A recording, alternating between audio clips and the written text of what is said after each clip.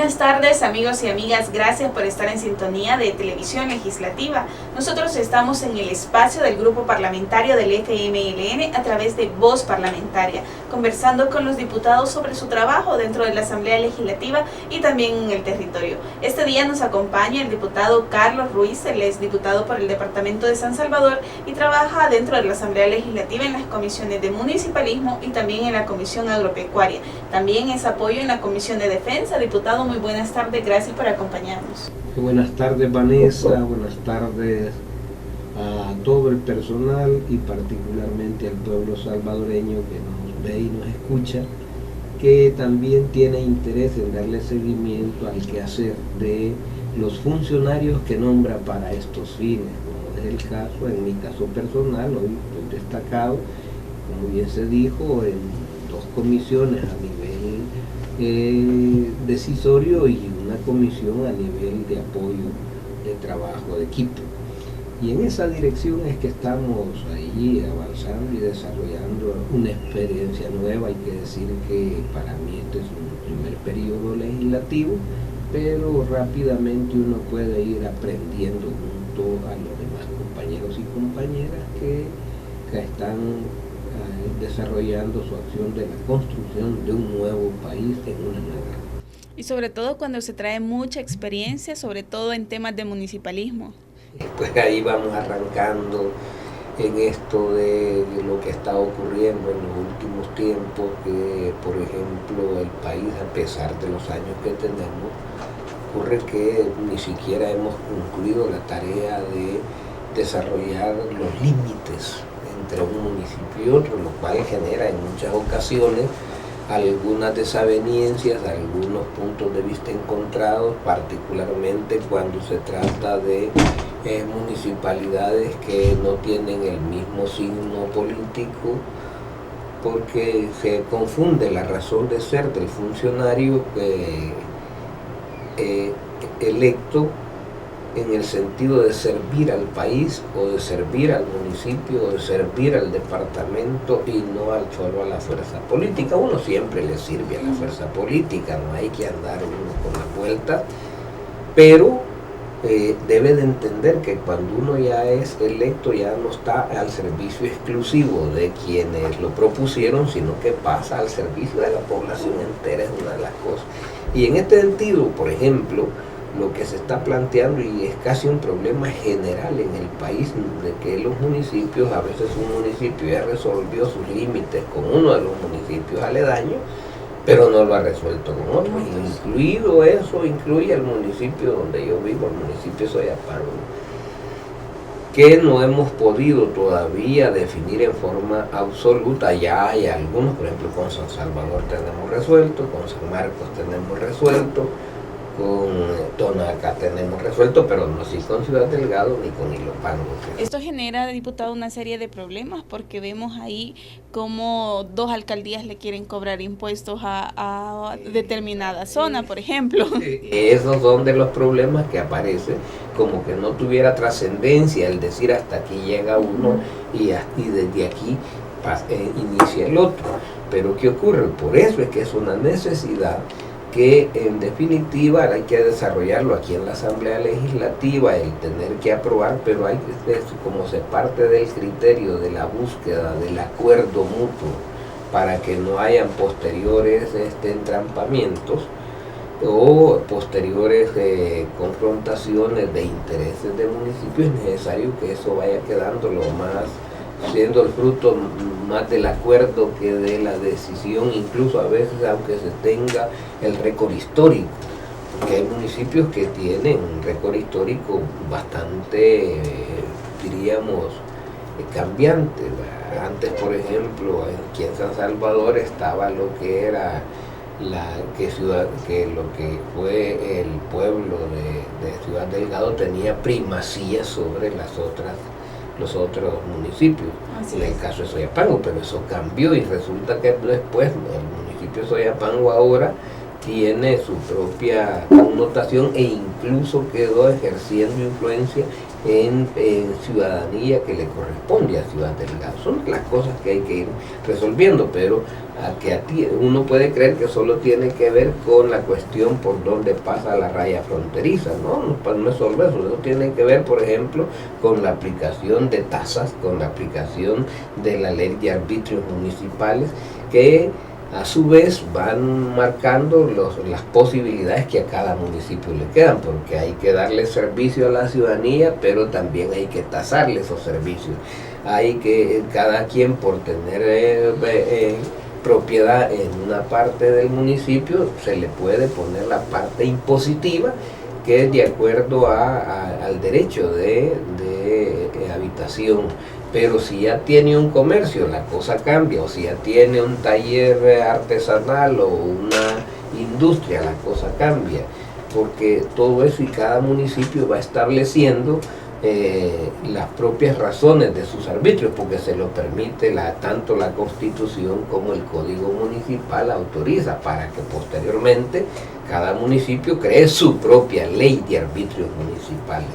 Entonces, diputado, son muchos los municipios de nuestro país los que aún no cuentan con esa delimitación territorial. Yo creo que, es decir, la mayoría todavía, por eso vuelvo a decir, algunos hemos resuelto con relación a un municipio, pero yo decía, Soyapango ya no tiene problemas con San Salvador, no tiene problemas con San Marcos, no tiene problemas con Tonaca, pero sí tenemos problemas con Ciudad Delgado y con Ilopango. Entonces, ese es en el caso de Soyapango, para mencionar, pero aquí es cotidiano. Hoy estamos avanzando bastante, diría yo, y que se están impulsando la aprobación de límites territoriales en en lo que tenemos de esta administración legislativa. Vamos desarrollando ya una cantidad muy significativa de casi por reunión por cada reunión parlamentaria, vamos desarrollando 1 o 2 municipios que se van deslindando con relación a algunos de sus vecinos, no necesariamente con relación a todos. Algunos de ellos a veces están entrampados y hay que hacer reflexionar, hay que visitar o recibir a los consejos municipales y a sus alcaldes para discutir con ellos, ponerles los materiales que a la mano hay para que haya alguna labor de reflexión y la búsqueda del acuerdo, para que lo que se escriba sea de satisfacción de las partes, y eso le da el sello de la ejecución permanente de allí en adelante. Dentro de la Comisión de Municipalismo, diputado, también tienen la obligación del otorgamiento de títulos a las ciudades. Recientemente otorgaron el título de ciudad al municipio de Lislique. Efectivamente, y es que esto tiene que ver, y por eso es importante el municipalismo, tiene que ver tanto con el crecimiento poblacional, pero también con el desarrollo socioeconómico y con el desarrollo cultural. Por supuesto, el municipio de Lislique, ¿cuántos años habrá sobrevivido primero como pueblo, después como villa y hoy ya como ciudad? Y como el desarrollo del país no es una cosa homogénea, sino que por hoy el desarrollo del país, y bajo el criterio particularmente de que se ha venido desarrollando en el pasado, que son los polos de desarrollo, eso incluso impulsa a algunos y deja a otros en el atraso. Ya en general están quedando muy pocos municipios que todavía siguen con las características, de villa. Yo creo que ya casi no quedan, la mayoría están entrando en las características de ciudad, pero tiene que ver porque han alcanzado, vuelvo a insistir, no es lo mismo tener 1000 habitantes que alcanzar una cuantía de ya 5000, 10.000 habitantes. Entonces eso ya le va dando una connotación, pero al tener 10.000 habitantes también tiene 10.000 necesidades más.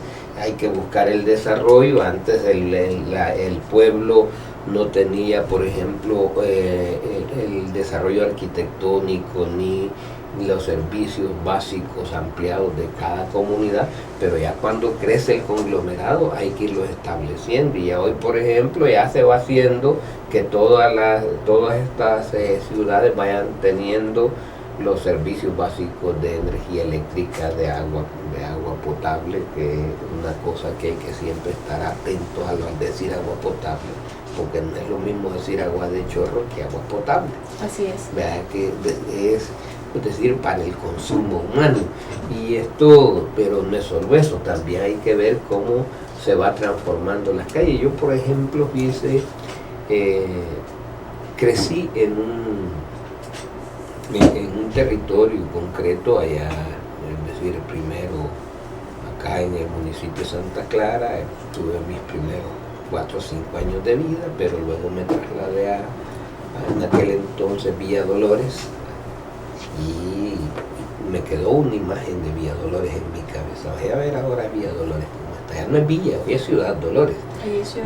Pero, ¿qué implica eso? Implica que han ido desarrollando toda una infraestructura, pero también, por ejemplo, determinado tipo de producción. Siguen teniendo producción aquellos municipios teniendo como punto básico una producción agrícola, y algunos elementos va apareciendo ya de lo agroindustrial, ¿verdad? Pero ya no como tocó en el pasado. Antes de sacar una carga productiva de la agropecuaria había que hacerlo o a espaldas del hombre o a lomo de mula, y cuando muy bien te iba en carreta. Ahora ya no. Hoy todo eso, y es más, hoy por ejemplo, si alguien me dice: ya terminaste de tapizcar, dice nuestro campesino, la milpa, sí, pero hoy allí mismo te llevan la máquina, te la proponen para que vaya a la desgranadora, ya no tenés que andar mucho y haciéndolo como se hacía en el pasado a pura mano, ¿no? Hoy, en términos de un ratito, ya te hiciste la tapizca, hoy ya podés desgranar y allí mismo ensacar el producto, y ya después cuánto vas a guardar para ti y cuánto vas a vender, que son de las cosas que hay que estar hablando, y así sucesivamente en todo tipo de producción. Y entonces, cuando uno se da cuenta de esto, entonces resulta que el municipalismo en el país va adquiriendo también una dinámica. Por supuesto que allá por los años 40 ya estaba Comures, para decir algo, pero ¿cuál es el papel de aquel Comures? Aquello era nomás prácticamente el uso de un membrete, y para que, ¿cómo se llama?, tuviera el respaldo jurisdiccional institucional del país, pero no tenía mayor cosa. ¿Hoy hay un papel más protagónico de parte de Comures? Por supuesto, resulta de que ahora Comures tiene que expresar, aunque no siempre lo hace de la misma manera, pero tiene que expresar incluso las correlaciones de las fuerzas que se mueven en el país, y además eso también le da el asentamiento. Antes, por ejemplo, el Estado central, si le parecía bien y si el municipio estaba conducido por el mismo símbolo político, recibía impulso y apoyo. Ahora es así, no. Hoy resulta que gracias al aparecimiento de las transformaciones que ha sufrido el país, gracias a la acción, a la presencia y a la acción de la transformación impulsada por el FMLN, apareció ya la entrega oficial de una porcentualidad del erario nacional a los municipios, que incluso aunque se mantenga la misma porcentualidad, pero la masa monetaria crece año con año, porque es normal, el presupuesto crece monetariamente, la masa monetaria crece, el aporte a los municipios. Eso es un gran impulso, y es más, hay que decir que esta fuerza que se ha venido desarrollando en el municipalismo contribuye mucho al desarrollo del que estábamos hablando. Pues hoy los municipios disponen de ese recurso para el desarrollo de obras, para impulsar la instalación de infraestructura para el agua, de infraestructura para la energía eléctrica, de infraestructura de comunicacional terrestre. Entonces, todo eso ha implicado, si algo ha recibido un gran impulso, es el municipalismo a partir de las transformaciones que trajo consigo después de los acuerdos de paz. Diputado, también se está viendo un gran impulso para el desarrollo de los diferentes municipios, para el desarrollo territorial a través del gobierno central, porque ahora vemos cómo los nuevos hospitales, escuelas, incluso universidades no se están centralizando en la capital salvadoreña, sino que se están llevando a los diferentes municipios del país. Hemos visto recientemente la inauguración de un hospital en La Unión.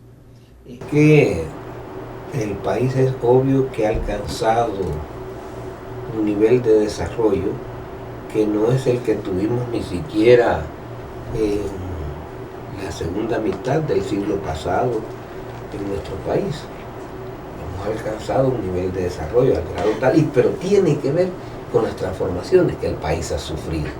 Y hoy, efectivamente, como usted lo dice, el tratamiento a la salud, por ejemplo, bueno, aquí hasta hace algún tiempo nosotros podemos decir, aquí si alguien se te enfermaba en el campo, le quedaban muy pocas posibilidades. Bueno, si era muy grave y había la esperanza de salvarlo en un centro asistencial, había que sacarlo en palanca desde el caserío hacia el municipio, y del municipio a veces a la cabecera departamental.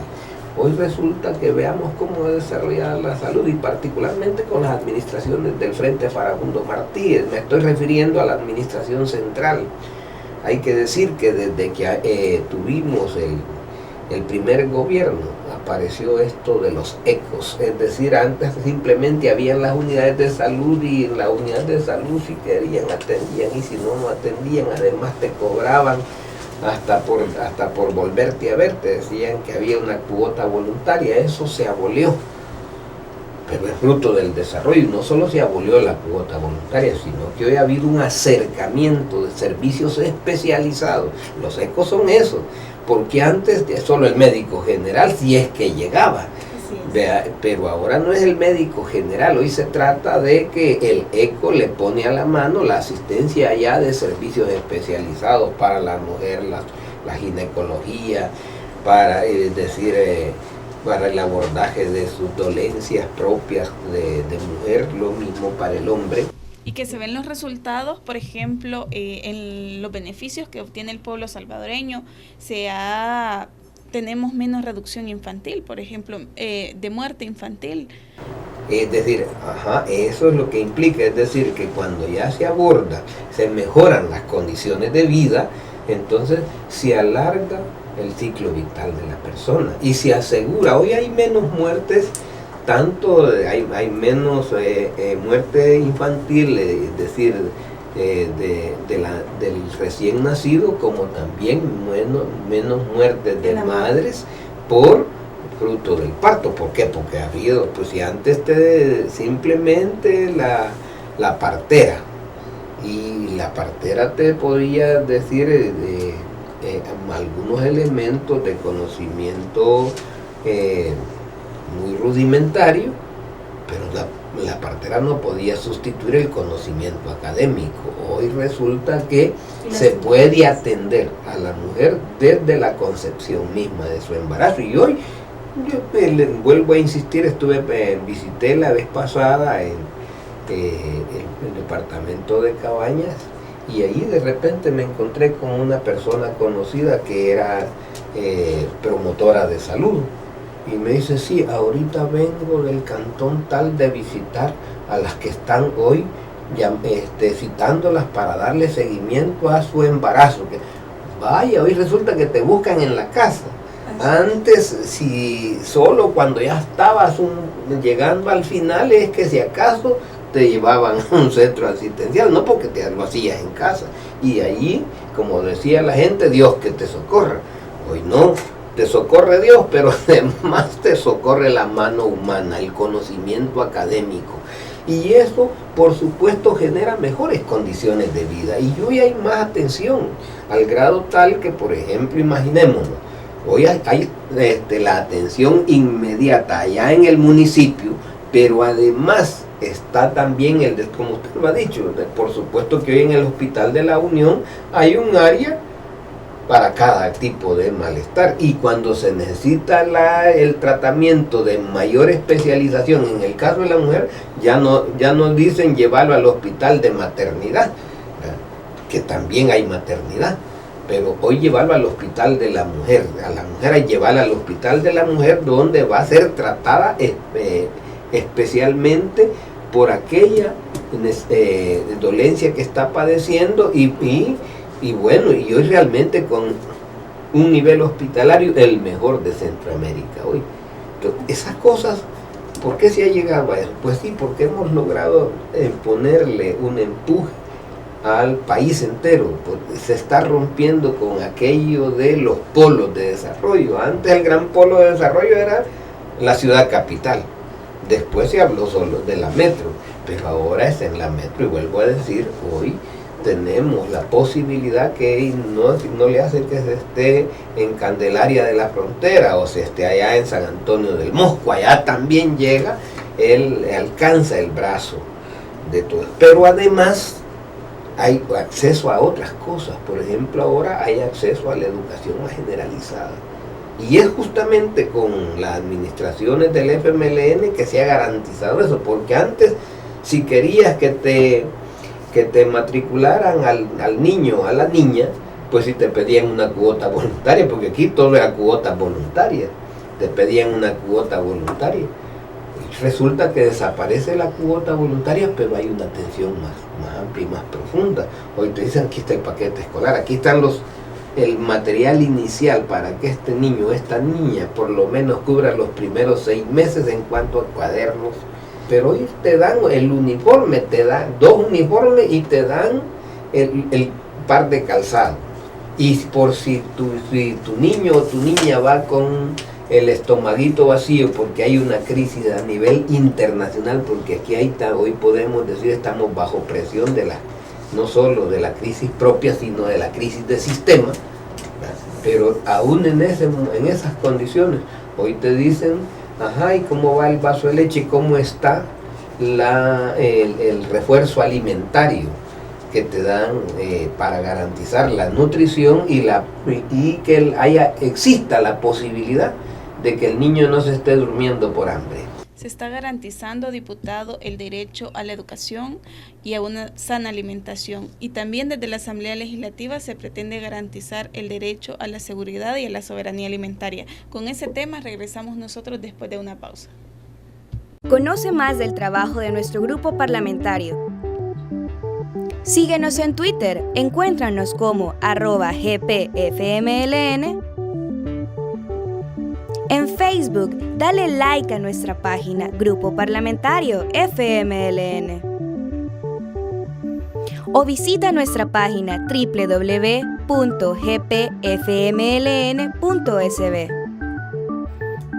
Grupo Parlamentario FMLN, legislamos a tu favor. Seguimos con más del espacio del Grupo Parlamentario del Frente Farabundo Martí para la Liberación Nacional, Voz Parlamentaria. Estamos conversando con el diputado por San Salvador, Carlos Ruiz, y hay un tema muy importante para toda la población y es un banderillazo que el FMLN ha tenido siempre, que va pidiendo y va buscando los consensos para que se logre una pronta aprobación de la Ley de Soberanía y Seguridad Alimentaria. Y nutricional. Y mucho se habla de eso, diputado, pero mucha gente no tiene el conocimiento de qué es lo que busca esta ley. Esta ley busca generar, en primer lugar, la concepción de país que debemos tener y de obligaciones que deben existir entre el gobernado y el gobernante, entre el ciudadano y el Estado. Pero que tengamos la claridad de lo que significa, incluso de la concepción que se tiene, por ejemplo, los principios que deben manejar las sociedades alrededor de la alimentación de la ciudadanía, y es que nosotros desconocemos a veces varias cosas. Por ejemplo, lo que significa un principio como por ejemplo el de la solidaridad alimentaria, el de la seguridad, que independientemente de que haya o no haya una situación de vulnerabilidad profunda, el ciudadano no esté desguarnecido, no esté sin que haya alguien que esté pensando en cómo se va a resolver esto. Pero eso tiene que ver también, en primer lugar, ¿y qué vamos a producir? ¿Cómo vamos a garantizar? ¿Qué tipo de producción vamos a tener? ¿Para qué tipo de procesamiento le vamos a dar a la producción? ¿Y qué tipo de alimentación vamos a manejar? Entonces, por ejemplo, tendremos que, no siempre se concibe el problema de la soberanía. ¿Y qué es eso de soberanía alimentaria? La pregunta es, ¿la soberanía tiene que ver exclusivamente con el individuo, con el conjunto o con el territorio? Y tiene que ver con todo. Tiene que ver con el individuo, tiene que ver con el conjunto social y tiene que ver con el territorio. ¿Y eso qué quiere decir? Que no dependamos de lo que se produce en otras partes, que no quiere decir que no vamos a intercambiar. Por supuesto que hay que intercambiar, pero hay que saber qué vamos a intercambiar y a introducir a nuestra sociedad, pero que también sobre qué sustento le vamos a dar. Y esto tiene que ver también incluso hasta las tradiciones alimentarias que ha traído nuestro pueblo. Nuestros pueblos han tenido la claridad de sus propias producciones, incluso hasta con el problema hasta de la semilla, que por ejemplo, si vamos a hablar de la producción agraria, es decir, de los granos básicos, ¿qué vamos a hacer? ¿Vamos a abrirle el espacio a la semilla transgénica o vamos a manejar la semilla originaria, o por lo menos la semilla que no haya tenido transformaciones genéticas? Porque eso también se expresa en el alimento, es decir, en la reacción del cuerpo con relación a lo que consume.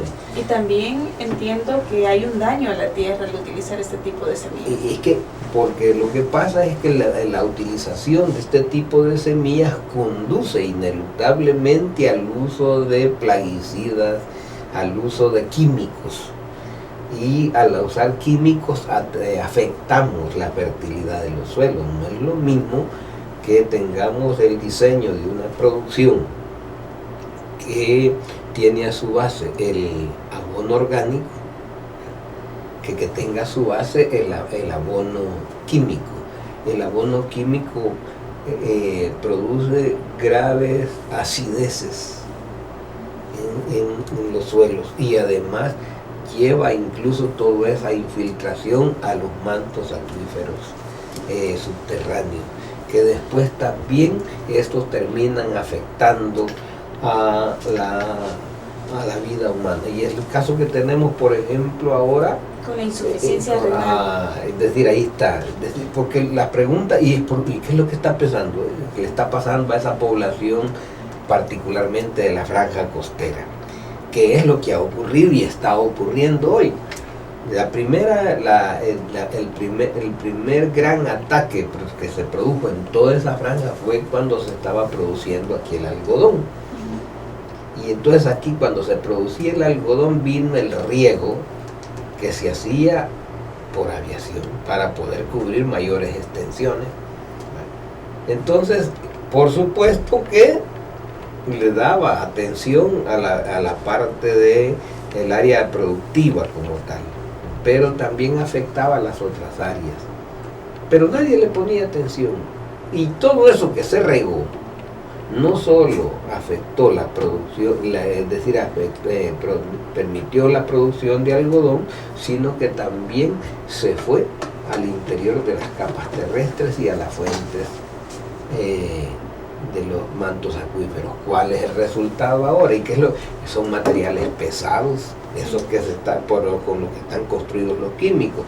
Esos se infiltraron, la gente los consumió a a veces con su cuerpo extractamente contaminado porque andaban regando y los trabajadores andaban trabajando bajo el riesgo, ahí también les caía, ellos no importaban. Y ahora vemos las consecuencias y la gente se pregunta por qué. Años después viene el ataque profundo. Hoy resulta que no solo los viejos, porque cuando uno de viejo ya empieza a aparecer con una dolencia, la gente dice, pues ya está viejo. Pero resulta que ahora los daños renales aparecen ya en personas jóvenes y en infantes. Y entonces la pregunta es ¿por qué? ¿Cómo están las fuentes acuíferas? Contaminadas. Entonces, si no entendemos, por eso es que se habla de la necesidad de garantizar, de tener seguridad alimentaria, una ley de soberanía y seguridad alimentaria y nutricional, porque qué nutrición tiene la gente que hoy tiene ¿cómo se llama? La deficiencia renal. Y además tendríamos que, porque como está apareciendo tanta gente con ese problema, y ahora de dónde vas a sacar el donante para que te cambien el riñón, porque ya te lo afectaron, ya no, eso no te da seguridad de vida. Entonces todos estos ataques, si no vamos construyendo también el andamiaje jurisdiccional que le dé protección al ciudadano y al medio ambiente, porque resulta que de nada sirve, por ejemplo, dicen, como nuestra gente dice, este está bien gordo y por eso creen que está saludable. ¿Y quién dijo que la gordura es salud?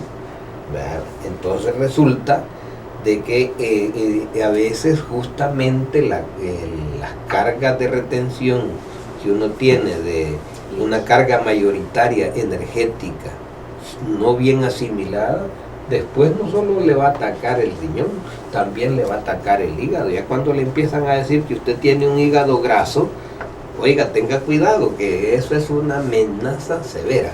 Entonces, todas estas transformaciones, ¿cómo se impiden? Se impiden de que desde el periodo de la niñez se empiece a consumir los alimentos necesarios y con la nutrición suficiente, sin excederse y sin faltarle. Eso quiere decir además que entonces vas a saber qué producir para consumir y cómo consumir y hasta dónde para que le sea beneficioso y no dañino al cuerpo. Y con una ley que los proteja, diputado, pero vemos la negativa de la derecha ante la necesidad de esta ley que es de carácter urgente, su pronta aprobación, pero la derecha se niega a aprobarla. ¿Cuál es esta negativa? Justamente se niega por los elementos, porque lo que pasa es que la derecha está amarrada a viejos cánones que se resisten a entender las transformaciones de los tiempos. Por ejemplo, cuando se habla de una ley de soberanía y seguridad, de soberanía alimentaria, vuelvo a decir, es un término que no le llega bien. Y por eso es que se resisten y están planteando, porque como este es el fruto de la discusión social también, porque las comunidades, las organizaciones sociales han aprendido y están influyendo profundamente, pero no les gusta lo de la soberanía. Es decir, ¿por qué? Porque ya de antemano se sienten amarrados a un centro, y entonces cuando le hablan de soberanía se les genera un cisma. ¿Y qué van a decir los de allá? Y que, bueno, si nosotros tenemos que decidir por nuestra gente, por nuestros pueblos. Entonces ahí viene que hoy, por ejemplo, ¿cuál es la preocupación? ¿Y qué va a decir Monsanto? Es decir, que cuando uno debe de saber por qué es que viene la resistencia. La resistencia no viene porque estén pensando en el beneficio de nuestra población, sino en el beneficio en este caso, de las transnacionales, que esa es la preocupación. Por eso es que no les gusta lo de la soberanía. Que son los que dan las semillas. Que son los que han estado tratando las semillas, incluso a nivel transgénico, que están lo más dañino. En esa dirección también entonces hoy viene que cuando se habla de seguridad alimentaria, de soberanía y seguridad alimentaria, que son términos que hay que comprender a profundidad, entonces ya la seguridad para ellos es incluso a veces si se va a ver comercio. Y está bueno, no nos podemos molestar por el comercio, pero es que no estamos hablando de eso. Estamos hablando de cómo vamos a garantizar que una sociedad esté segura de que independientemente de las circunstancias estaremos batallando para garantizar que lo que va a necesitar para desarrollar su ciclo vital lo va a tener a la mano, aun cuando tengamos situaciones de alta vulnerabilidad como las que existen en el país. Esto, por supuesto, que es lo que ocurre, que ya entonces está usted rompiendo con aquello de si tiene el recurso monetario, si usted tiene derecho, pero si no tiene el recurso monetario, vea cómo hace. Y ahí es donde dicen, no, eso no es seguridad, eso es vulnerabilidad. Entonces, ¿y la seguridad quién te la va a dar? Te la va a dar el conjunto social.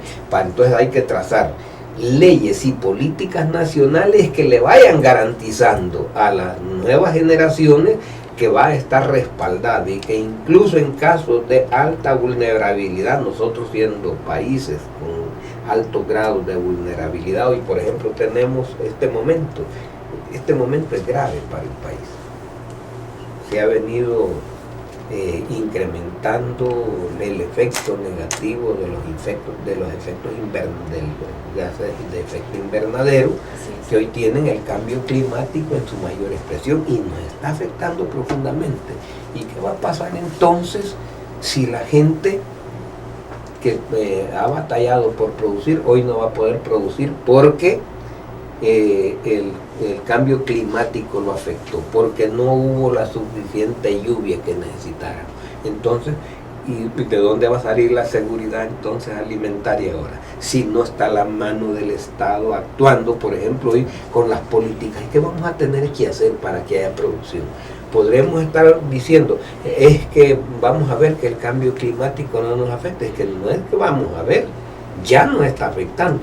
¿Qué política? Hoy va a tener que pensar en la política de producción agraria a base de riego, porque si no lo hacemos así, y hay que decir que ya el Ministerio de Agricultura y Ganadería ya está poniendo en marcha esfuerzos muy significativos, incluso ya proyectos concretos donde dice ya tenemos tantas máquinas para garantizar por lo menos las primeras 9.000 manzanas a base de riego. Se está haciendo un excelente trabajo para minimizar el impacto enfrentar el cambio climático que nos permita tener la producción necesaria para que para que tengamos la canasta básica principal de alimentación de nuestro país. ¿Y en qué consiste? Pues hombre, tener el suficiente grano de maíz consumible, pero también tener el suficiente grano de frijol consumible y tener el suficiente grano de arroz consumible. Y cuando no tengamos esa capacidad productiva interna, entonces debe de haber la preocupación del Estado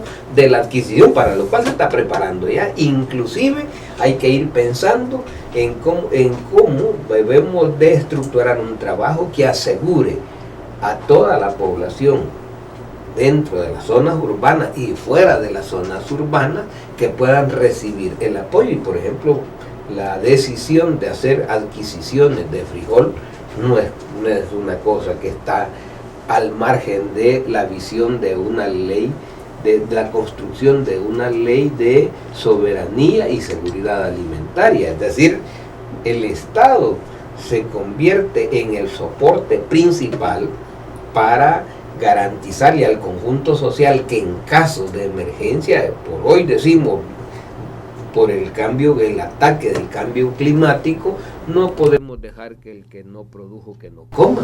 Así es. Hoy resulta que a la sociedad hay que asegurarle. ¿Y cómo se le va a asegurar? Pues hombre, si no produjimos nosotros lo suficiente porque no tuvimos la lluvia necesaria y porque en este momento no había ya la posibilidad de garantizar a través de mecanismos específicos de producción, entonces ahí hay que hacer la adquisición y es el Estado el que adquiere para garantizarle. Y ahí es donde viene la famosa ley de, por un lado, la soberanía, pero cuando esta no alcanza, viene la seguridad y entonces viene el intercambio con otros pueblos, viene la adquisición para mantenerle al alcance a un precio que permita que toda la población se pueda tener acceso a ello, y entonces puede garantizarse la adquisición de la carga energética necesaria a través de una alimentación sana. Es decir, ya no es de la comida que tenemos que no es ir a comer pizza, no es ir a comer la hamburguesa, sino comer saludablemente, buscarla, construir, y es que tenemos la capacidad. Sí, diputado, lamentablemente, perdón, se nos terminó el tiempo, pero queremos agradecerle por tanta información muy valiosa para el pueblo salvadoreño, y esperamos tenerlo próximamente para que usted nos siga ampliando sobre esta importante temática. Muchas gracias a ustedes, Vanessa, a todo el personal, y gracias al pueblo salvadoreño que estamos intercambiando con él en esta ocasión. Gracias, diputado, y gracias a ustedes, amigos y amigas que siempre están en sintonía de Voz Parlamentaria. Conoce más del trabajo de nuestro grupo parlamentario. Síguenos en Twitter, encuéntranos como @gpfmln. En Facebook, dale like a nuestra página Grupo Parlamentario FMLN. O visita nuestra página www.gpfmln.sb.